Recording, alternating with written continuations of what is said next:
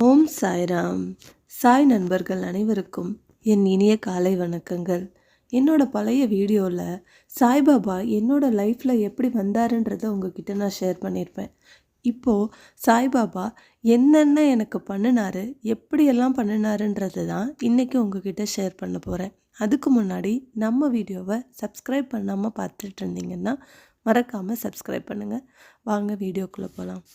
இப்போது எதை பற்றி உங்ககிட்ட ஷேர் பண்ண போகிறேன்னா, ஆல்ரெடி உங்ககிட்ட சொல்லியிருப்பேன். சாய்பாபா என் ஃப்ரெண்டு சொன்னதுக்கப்புறம் தான் நான் அவரை கும்பிட ஆரம்பித்தேன்.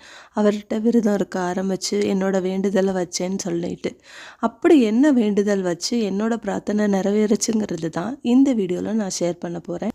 நாங்கள் சுமார் 10 வருஷமாக பெங்களூரில் இருந்துகிட்ருக்கோம். லாஸ்ட் இயர்லேருந்து எங்களுக்குன்னு ஒரு வீடு வாங்கணும், ஒரு இடம் வாங்கணுன்ற தாட் இருந்தது. அதுக்கான ப்ராசஸில் இறங்கிட்டு இருந்தோம். ஆனால் எதுவுமே எங்களுக்கு பலன் அளிக்கவே இல்லை. அப்படி தான் ஒரு வீடு நாங்கள் பார்த்துட்டு இருந்தப்போ தான் என்னோடய ஃப்ரெண்டு வந்து சொன்னாங்க, இந்த சாய்பாபா விரதம் இருந்து பாருங்கள் அப்படின்ற மாதிரி சொன்னாங்க. சரின்னு சொல்லிவிட்டு நான் ஃபஸ்ட்டு வீடு பார்த்துட்டு வந்த அன்னைக்கு மறுநாள்லேருந்து நான் என்னோடய சாய்பாபா விரதத்தை இருக்க ஸ்டார்ட் பண்ணேன். ஆனால் ஃபஸ்ட்டு வீடு எங்களுக்கு பார்த்துட்டு வந்து எனக்கு ரொம்ப பிடிச்சிருந்தது. ஆனால் அது எங்களுக்கு கிடைக்கல. செம்ம லீகல் ப்ராப்ளம்ஸ்னால எங்களுக்கு அந்த வீடு கிடைக்கல. ஆனால் நான் சாய்பாபா விரதத்தை நிறுத்தவே இல்லை. ஏன்னா எப்படி விரதம் இருந்தேன்னு சொன்னால், காலையிலேருந்து ஈவினிங் வரைக்கும் எதுவுமே சாப்பிட்றது கிடையாது.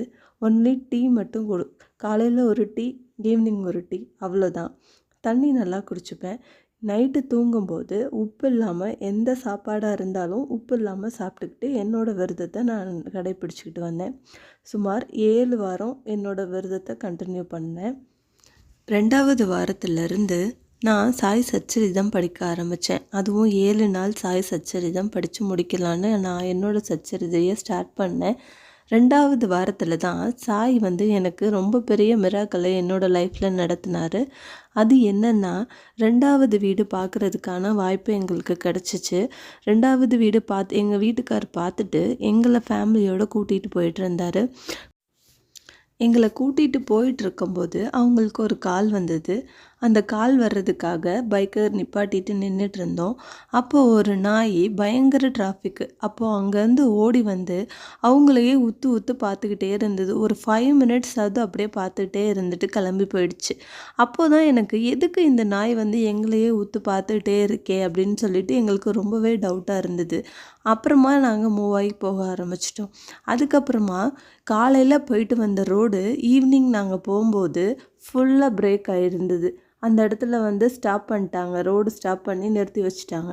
எங்களை வேறு ரூட் போட்டு போக சொல்லிட்டாங்க. அதுக்கப்புறமா நாங்கள் அதையும் இது பண்ணிவிட்டு நாங்கள் போயிட்டுருக்கும்போது ரோடு ஃபுல்லாக சாய்பாபாவோட கட் அவுட்டு. நான் என்னமோ நல்லது நடக்க போகுது, சாய்பாபா வந்து நமக்கு பிளெஸ்ஸிங் கொடுக்குறாரு அப்படின்னு சொல்லிட்டு நான் போகிற வழி ஃபுல்லாகவே சாய்பாபாவை வேண்டிகிட்டே தான் போயிட்டுருந்தேன்.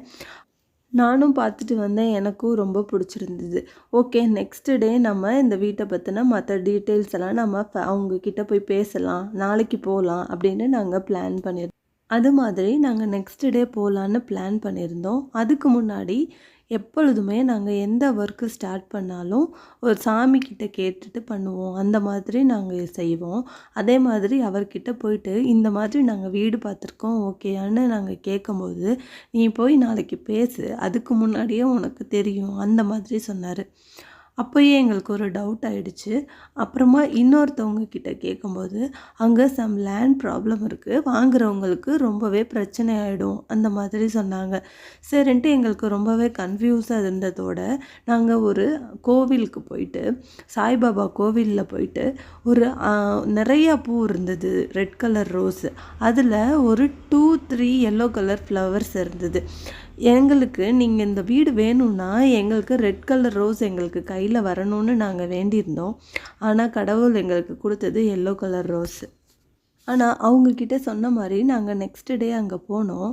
அங்கே போயிட்டு பேச ஆரம்பிக்கிறதுக்காக டோர் ஓப்பன் பண்ண ஆரம்பிக்கும் போதே அங்கே பவர் கட்டு. நாள் வரைக்கும் இருந்த பவர் கட்டு நெக்ஸ்ட் டே நாங்கள் வீடு பற்றி பேசுகிறதுக்காக போகும்போது அங்கே பவரே இல்லை. அப்போயே எங்களுக்கு அவர் சொன்ன மாதிரி நீங்கள் போங்க அங்கே தெரியுன்ற மாதிரி சொன்னது நடந்திருந்தது. நெக்ஸ்ட் டைமும் டிசப்பாயின்மெண்ட் ஆனது எனக்கு ரொம்பவே மனசு கஷ்டமாக இருந்தது. நான் சாய்பாபா கிட்ட கூட அழுது நான் பிரார்த்தனை பண்ணிக்கிட்டேன். என்ன பாபா என்னை இப்படி பண்ணிட்டீங்களே பாபா, அந்த மாதிரி நான் அழுக ஆரம்பித்தேன். ஆனால் சாய்பாபா எல்லாத்துக்கும் முன்னாடியே இந்த வீடு பிரச்சனை இருக்குது அப்படின்றத நாங்கள் போகிற வழியிலே சொல்ல ஆரம்பிச்சிட்டாரு. அது எங்களுக்கு அப்போ புரியவே இல்லை. ரொம்ப நாளுக்கு அப்புறம் தான் எனக்கு புரிஞ்சுது. ஆனால் என்னோடய 7th வீக்கு முடியும் போது 7th வீக்கு என்னோடய விரதம் முடிகிற அன்னைக்கு நாள் இவங்களுக்கு ஒரு கால் வந்தது. அதை பார்க்க போகும்போது ஒரு வீடு இருக்குது, வாங்க வந்து பார்க்கலான்ற மாதிரி கால் வந்தது. இவங்களும் கிளம்பி போனாங்க. ஆனால் அந்த ரோட்டில் போகிறதுக்கு பதிலாக இன்னொரு ரோட்டில் போயிட்டாங்க. இன்னொரு ரூட்டில் போயிட்டு என்ன சார் இப்படி ஆயிடுச்சு அப்படின்னு சொல்லிட்டு பேசிட்டு டீ குடிச்சிட்டு இருக்கும்போது ஒருத்தவர் இங்கே ஒரு வீடு இருக்குது, வாங்க வந்து பாருங்கன்னு அப்படியே ஒரு வயசானவர் வந்து கூப்பிட்டாங்க. சரின்னு இவங்களும் போய் பார்த்தாங்க. அந்த வீடு அவங்களுக்கு ரொம்பவே பிடிச்சிருச்சு. எங்களுக்கும் ரொம்ப பிடிச்சிருந்தது. பேப்பரு, லேண்டு அந்த மாதிரி எந்த ப்ராப்ளம்ஸுமே இல்லை. அதுக்கு நெக்ஸ்ட் டே என்னோடய 7th வீக்கு வந்து தேர்ஸ்டே முடியுது. ஃப்ரைடே வந்து நாங்கள் அதை பேச ஆரம்பிச்சிட்டோம். இந்த மாதிரி தான் சாய்பாபா எனக்கு நிறைய மிராக்கிள்ஸ் பண்ணினார் அந்த வீடு விஷயத்தில். நீங்கள் நம்ப மாட்டீங்க, நாங்கள் ஃபஸ்ட்டு பார்த்தது 2வது பார்த்தது எல்லாமே வந்து கிரவுண்ட் ஃப்ளோரு. ஆனால் சாய் எங்களுக்கு திருப்பி கொடுத்தது first floor plus ground floor. சாய்கிட்ட நாங்கள் ஒன்று கேட்டால் சாய் எங்களுக்கு ரெட்டிப்பாக கொடுத்தாரு. அதுக்கப்புறமா எங்களுக்கு நல்லபடியாக எங்களோட கிரகப்பிரவேசமும் முடிஞ்சு, ரெஜிஸ்ட்ரேஷனும் முடிந்து கிரகப்பிரவேசமும் நல்லபடியாக முடிஞ்சுது. இப்படி தான் என்னோடய லைஃப்பில் சாய்பாபா நிறையா மிராக்கல்ஸ் நடத்தினார். இதுதான் என்னோடய முதல் மிராக்கல்னு சொல்லலாம்.